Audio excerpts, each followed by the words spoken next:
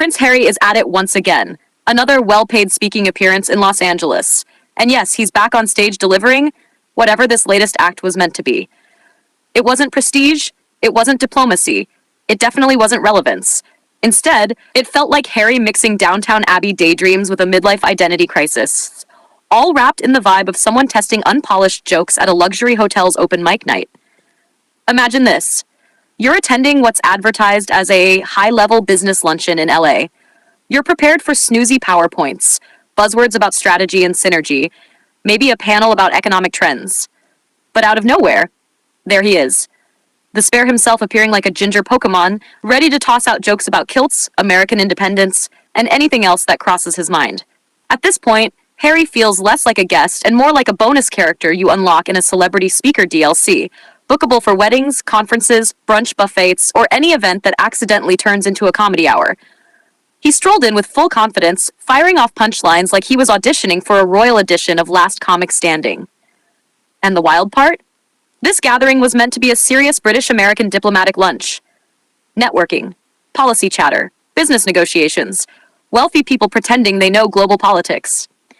Then Harry shows up, radiating peak please clap energy, and starts poking fun at Downton Abbey, Ice, Budweiser, and practically anything that stood still long enough to be roasted.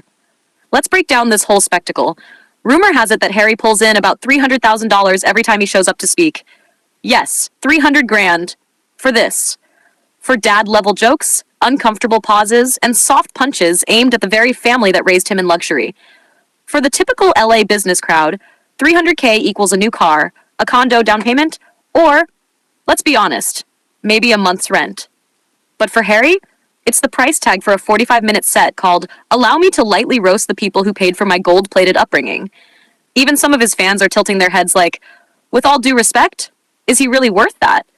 Sure, inflation is bad, but it's not delusion tier bad. If you told a room full of CEOs, for $300,000, you can hire someone who's never run a business, has 0 degrees, and whose main experience is cutting ribbons at ceremonies, they'd probably laugh you out the door. Yet somehow, when that person is Prince Harry, checks start flying. Welcome to the world we live in. Complete chaos. Once he grabbed the microphone, he jumped straight in with, "People always ask if growing up royal was like Downton Abbey." Harry, seriously? Downton Abbey is all about elegance, restraint, tradition, and impeccably tailored suits.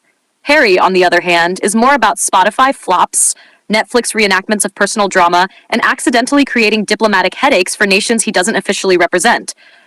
But he didn't stop there. He kept going, joking that only one of these worlds, his life or the TV show, is packed with drama, intrigue, lavish dinners, and marriages to Americans, while the other, just a fictional series. He delivered it like it was some epic mic drop moment. In reality, it landed with about as much punch as a lukewarm meme. Harry seems to think he's hosting Weekend Update, while half the room was probably screaming silently, "Sir, you brought all this drama yourself. You added the American spouse. Stop acting like this somehow just fell into your lap." And because Harry apparently fancies himself a rookie diplomat now, he even joked about British fans flying into the US for the World Cup, as long as they behave well enough to clear ice. Yes, he actually made light of American immigration enforcement, as if he isn't just one Homeland Security briefing away from being quietly uninvited from major events. Then he tried to get serious. Harry spoke about the US-UK partnership, calling it deeply personal, and insisted that the special relationship is more than just a diplomatic phrase. He went on to say that being British isn't about where you are, but what you stand for. Harry, you literally stand in Montecito. He claimed that being British transcends location, which is pretty bold coming from someone living in a $14 million mansion funded by deals built entirely on the family name he now pokes fun at for content. And what exactly does he stand for? Birdwatching, brand deals, Oprah appearances, a spicy chapter or two in his memoir? Back in the UK, the reaction was basically, good luck with that, Harold, because being British usually means actually being in Britain, participating in Britain, respecting Britain, and not turning your family drama into a full-blown media franchise like a Real Housewife with a ghostwriter. For the past 6 years, Harry's idea of independence has looked a lot like, I want all the freedom, 0 consequences, but still keep the money, status, global influence, free security, free housing, and those royal titles. Thank you very much. That's not independence. That's delusion, with a side of mortgage. And now, The bridge back home is completely burned. Prince William? Not picking up the phone. King Charles? Exhausted. Palace PR? Locked in full grey rock mode. Their silence says it all. Meanwhile, Harry is out there performing stand-up routines while his family quietly disappears into the background. Let's be honest, he's losing his grip. Doing short stand-up sets at what are supposed to be professional lunches. Opening with jokes like he's the headliner at the Netflix is a joke festival. This isn't freedom. It's a complete loss of direction. He's become the clown character. Not my words, just the vibe. Every appearance screams, "Hey, remember me? Still relevant. Please book me. Please pay me. Please let me represent countries I'm not officially tied to anymore." Usually, Harry works Meghan into his speeches at least a dozen times per minute, as if he's charging by the mention. Canadians literally gifted him a wife. Twice, remember? But this time, crickets. Not a single "my wife," "my soulmate," "my everything," or "the woman destiny" carefully curated via Pinterest vision boards.